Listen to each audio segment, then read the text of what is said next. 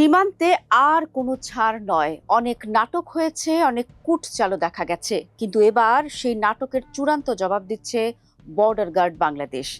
ভারত যতই চেষ্টা করুক, অবৈধভাবে কাউকে বাংলাদেশে ঠেলে দেওয়ার অপচেষ্টা শক্ত হাতে প্রতিহত করবে বিজিবি।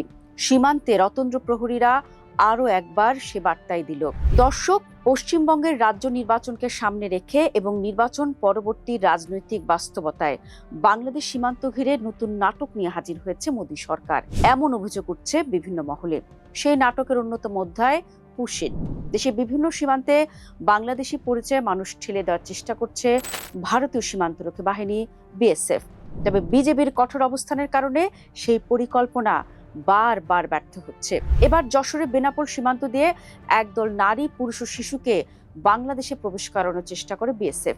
এর আগেও একাধিকবার একই কৌশল দেখা গেছে, কিন্তু এবারও বাংলাদেশ সীমান্তরক্ষী বাহিনী বিজিবির দৃঢ় অবস্থানের সামনে টিকতে পারেনি তারা।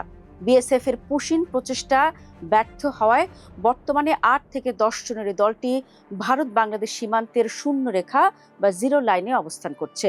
রোববার গভীর রাতে বেনাপোল আন্তর্জাতিক চেকপোস্টের উত্তরে সাদিপুর খড়ের মাঠ সীমান্ত এলাকায় এ ঘটনা ঘটে।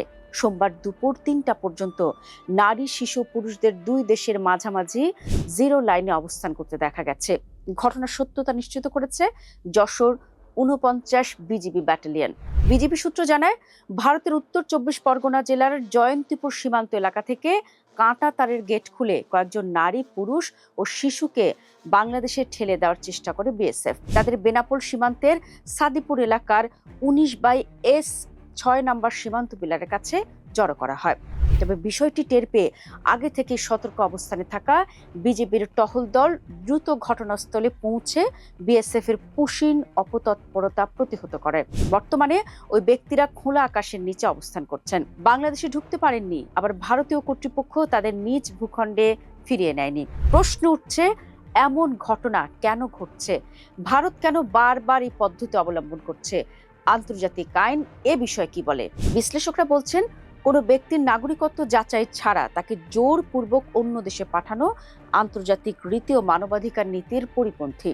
কূটনীতিকদের মতে, এমন সংবেদনশীল বিষয়ে দুই দেশের মধ্যে আনুষ্ঠানিক যাচাই ও কূটনৈতিক প্রক্রিয়াই হওয়া উচিত। সীমান্তে একতরফা পদক্ষেপ আঞ্চলিক সম্পর্কের জন্য অস্বস্তিকর পরিস্থিতি তৈরি করতে পারে। এদিকে বিজিবির সাহসী ও পেশাদার ভূমিকায় প্রশংসায় পঞ্চমুখ গোটা দেশ। সামাজিক যোগাযোগ মাধ্যম থেকে শুরু করে রাজনৈতিক ও কূটনৈতিক মহলেও সীমান্তরক্ষী বাহিনীর দৃঢ় অবস্থান ইতিবাচকভাবে আলোচিত হচ্ছে। সোমবার পররাষ্ট্র প্রতিমন্ত্রী শামা ওবায়দ স্পষ্ট ভাষায় জানিয়ে দিয়েছেন, যতবার পুশিনের চেষ্টা করা হবে ততবারই তা প্রতিহত করবে বিজিবি। অবৈধভাবে কাউকে বাংলাদেশে পাঠানোর কোনো সুযোগ নেই।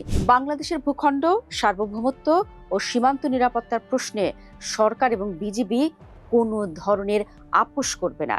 সীমান্তে উত্তেজনা নয়, প্রয়োজন আন্তর্জাতিক আইন ও পারস্পরিক সম্মানের ভিত্তিতে সমাধান।